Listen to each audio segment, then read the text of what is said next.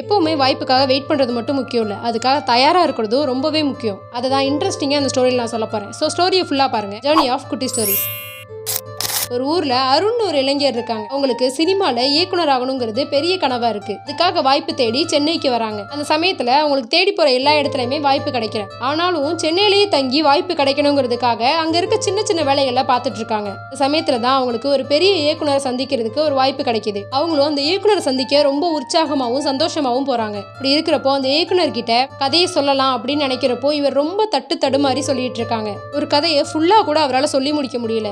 உடனே அந்த இயக்குனர் அவரை ஸ்டாப் பண்ணிட்டு, நீங்க இன்னுமே தயாராகல, ஃபர்ஸ்ட் தயாராகிட்டு வாங்க அப்படின்னு சொல்லி அனுப்பி வச்சிடறாங்க. அதனாலேயே அருண் ரொம்பவே வருத்தப்படுறாங்க. ஏன்னா அவங்க இவ்வளவு நாள் தேடிட்டு இருந்த வாய்ப்பு கிடைச்சதுமே அவங்க முழுசா தயாராகிறதுனால அந்த வாய்ப்பு அவங்க கையை விட்டு போயிருச்சு. இதே மாதிரி நீங்களும் வாய்ப்புக்காக காத்துக்கிட்டு மட்டும் இல்லாம அந்த வாய்ப்பு கிடைச்சதுன்னா அதை எப்படி பயனுள்ளதா ஆக்கணுங்கிறதுக்கு தயாராகவும் இருக்கணும். இந்த ஸ்டோரி உங்களுக்கு பிடிச்சிருந்துச்சுன்னா லைக் பண்ணுங்க, ஷேர் பண்ணுங்க. இதே மாதிரி யூஸ்ஃபுல்லான ஸ்டோரிஸ் பார்க்கறதுக்கு நம்ம பேஜை ஃபாலோ பண்ணுங்க.